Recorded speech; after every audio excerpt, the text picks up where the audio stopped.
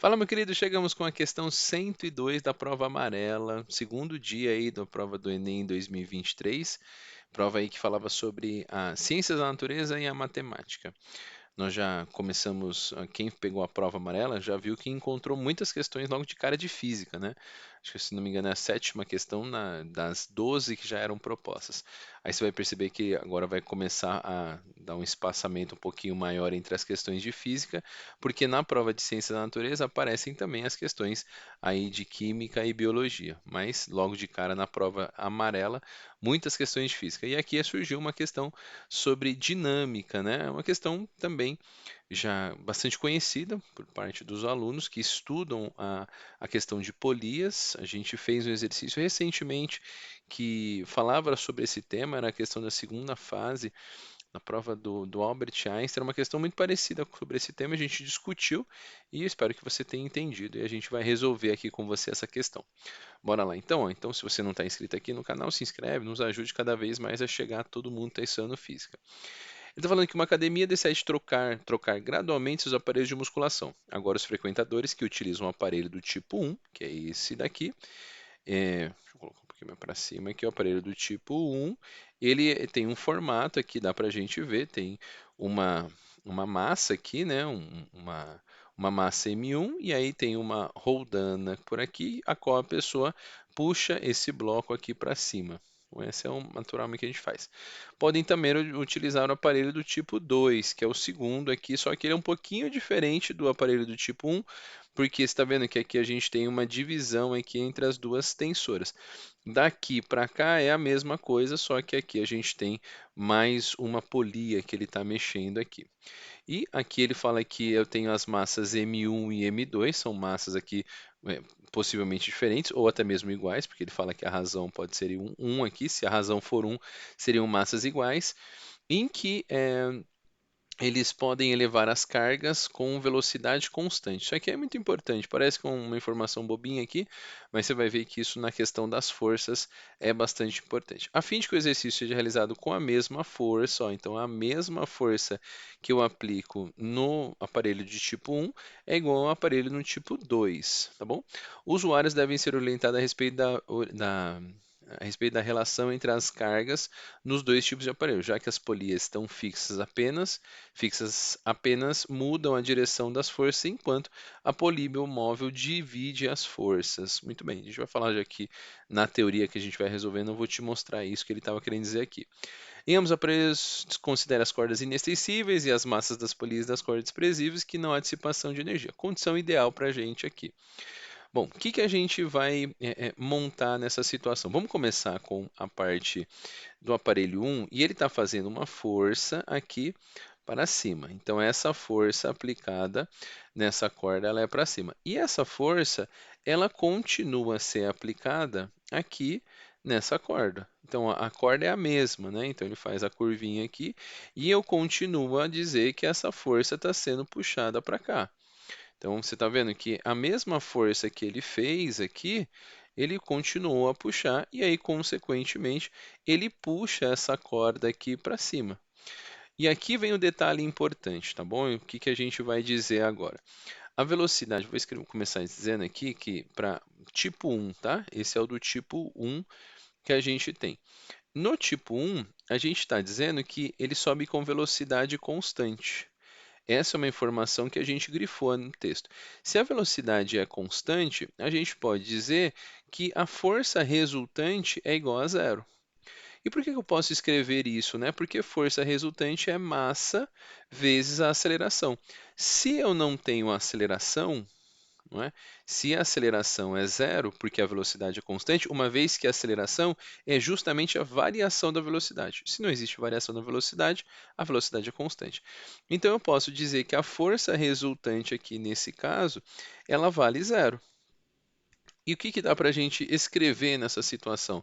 Que a força que puxa ele para cima, vamos adotar um referencial para cima positivo, a força para cima menos a força contrária a ela, o que que é essa força contrária a ela? A força peso. Então tem uma força que puxa ele para baixo, que é a força peso desse bloco, e tem uma força que puxa ele para cima, que é a força F. Essa força F se propaga até chegar aqui nesse tema. Bom, então eu posso dizer que a força F menos a força peso, uma vez que uma está para cada lado, é igual a zero. Consequentemente, a gente pode dizer que a força que ele fez F é igual ao peso, logo a força F feita aqui, ela é dada como m vezes g, a força m1 vezes a gravidade. Vamos guardar essa informação, porque a gente vai comparar essas massas m1 que ele deu aqui. Tá bom, agora nós vamos para o tipo 2, tá bom? Vamos colocar de azul aqui.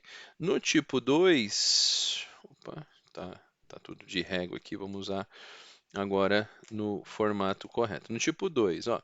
No tipo 2 acontece de novo, ele é velocidade, vou dar uma abreviada aqui, ó. De novo, a velocidade é constante, logo a força resultante é igual a m vezes a, e aí, consequentemente, a força resultante dele vale igual a zero. Só que aqui nós temos uma diferença e essa diferença é bastante importante. Por quê? Veja, ó, eu vou desenhar aqui de novo, eu tenho aqui uma força F puxando ele para cima, então ela é para cima aqui, e essa força F continua sendo projetada, só que agora para baixo. É a mesma corda, então é a mesma força. Essa força F é puxada aqui para a direita, fica meio estranho aqui, é puxada para a direita, e essa força aqui puxa ele para cima, ele puxa esse corpo para cima aqui, e consequentemente essa força F também puxa esse corpo aqui para cima, porque os dois vão ser puxados para cima, né? Quando você empurra, essas duas forças aqui se dividem entre esse corpo. Então, o que que vai acontecer na hora que a gente resolve aplicar essa força aqui de novo, aplicada a uma força peso aqui para baixo, ó. Nós temos agora a força peso P2, né? Que é o do M2. Então, nessa situação, pensando nesse bloco, a gente tem um peso para baixo e tem uma força F para cá e uma força F para cá. As duas forças somadas, elas vão ter que dar uma resultante zero. Ou seja, eu vou ter F mais F, adotando um referencial para cima positivo. Tudo que vai para cima é positivo, tudo que vai para baixo é negativo. Menos o peso, isso é igual a zero, uma vez que a velocidade é constante também. Então a gente pode dizer que 2 vezes F é igual ao peso, só que agora esse peso é m2, né? Então, 2 vezes F é igual a m2 vezes g. Boa. Então, o que que a gente pode fazer agora, né? Fazer essa montagem. Nós podemos igualar as forças. Então, vamos igualar F, né? Acho que a gente pode até, sabe o que é melhor ainda que a gente pode fazer? Não está multiplicando esse 2? Vamos passar esse 2 dividindo, ó. Vamos falar que F é m2g sobre mg sobre 2, né? Para ficar, acho que mais fácil, uma vez que a gente vai igualar os f's, né? E aí a gente já pode resolver praticamente o exercício. Por quê? Porque tendo essa igualdade já pronta, o que que eu vou dizer? Eu vou dizer que se f é igual a f, né? Então f é igual a f.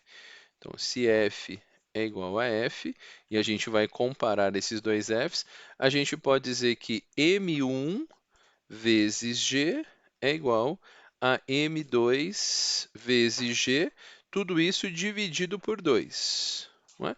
A gente pode cortar aqui esses Gs que estão aqui dos dois lados, né? Então, eles não, como tem G aqui, corta. E a gente quer dizer aqui que quer achar a razão entre M2 sobre M1. Cuidado para você, na última hora, não errar, né? O que que você faz? Você troca o M1 com o 2, ó. Passo o 2 aqui para cima e passo o M1 para baixo. Consequentemente, esse resultado chega que M2 dividido por M1 aqui é igual, ó, eu passei o M1 dividindo e passo o 2 multiplicando. Então a gente descobre que a razão entre o M2 e o M1, prontinho para a gente, chega que é igual a 2. Então a razão entre essas duas massas para que eles tivessem a mesma força, deve ser igual a 2, e aí a gente chega na alternativa D, né? D de dado aqui, que tem que ser 2. Cuidado para você não se confundir, falar que achou até que a razão é 2, mas colocou M1 sobre M2, isso daria meio. Então tem uma pegadinha aí para você não se